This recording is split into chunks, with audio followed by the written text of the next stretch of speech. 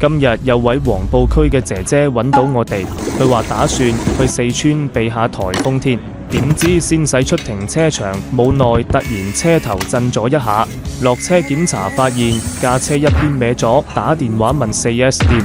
佢哋判斷係避震出問題啦，要換條新嘅報價3皮嘢，仲要等3日調配件。姐姐唔捨得同愛車分開，在刷視頻的時候，得知我哋呢度效率快、維修質量高又抵食，一腳油就飆到維修廠門口。師傅知道情況之後，都係馬不停蹄開工。